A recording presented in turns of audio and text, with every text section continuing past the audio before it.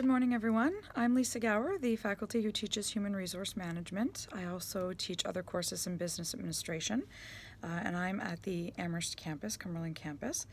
So I just wanted to touch base this morning. I like to do it via video occasionally to sort of personalize things and let you see who I am. You're also welcome to use video if you ever want to for your discussion posts. So it'll be about a 10-minute video. I have 3 or 4 things I really want to cover.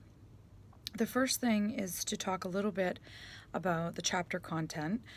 Chapter 1, which we started last week, is all about the strategic role HR is playing in businesses and is about how much it's transformed in the last few decades to become a much more professional body with more credentials required, including certifications that you can get, such as the Canadian Professional HR designation. That might be something you want to check out online. Anyone who's really interested in this field and taking it to the next level, you can check out CPHR. I believe it's .ca or .com. So the transformation has a lot to do with what once was very much administrative, secretarial, back office, filing, phone calls, payroll. That role has transitioned quite a bit to be more strategic, managerial, and a key partner at the table, helping an organization go in the direction that they want to go, recognizing that the best asset we have is our human capital. So how we leverage them, if we do proper hiring to ensure good fit, will help with retention and less turnover, especially in times today where getting top talent can be highly competitive. So you want to retain your people. And the connection to Chapter 2, in terms of how much it's transformed, is all of the legal framework that has come with the field now. So the working conditions and the law and how we treat our staff all have a lot of legal framework for how that can be done. So things like the Charter and the Human Rights Code, which is, the number one piece of legislation in Canada that trumps all other laws, protects from discrimination and harassment, whether intentional or unintentional.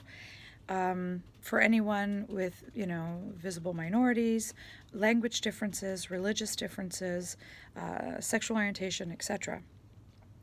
And then from there, other documents, such as the equity legislation that protects the 4 designated groups, Indigenous persons, visible minorities, persons with special needs, and women.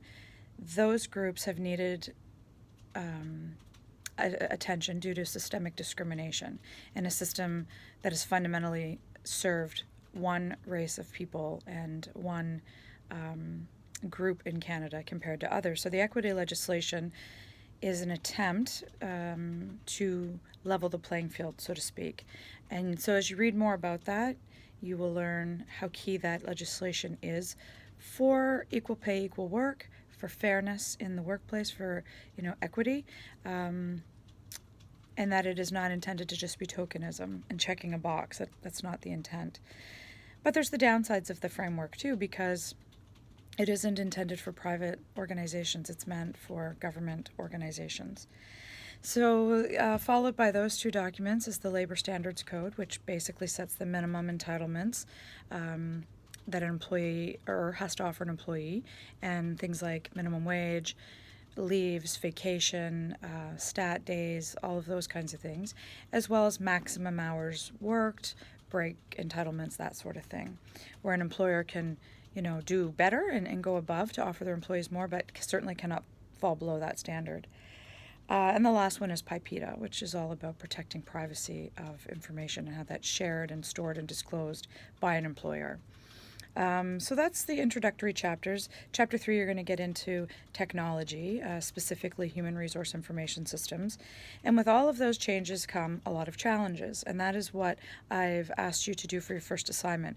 Identify, trends and challenges in HR and kind of discuss the pros and cons of those. So while technology is excellent and brings a lot of benefit to an organization, saves time, saves money, highly efficient, allows greater accessibility, allows us to enter global markets, can also be challenging, implementing good systems that don't break down, such as the Phoenix payroll system, Other issues like productivity, if employees are online and surfing and maybe not focused enough on work.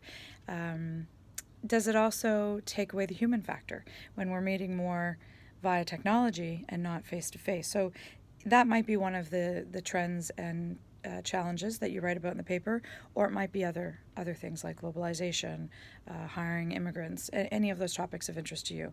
Just make sure when you write you use your own words, you cite and reference all of your documents, and follow APA format.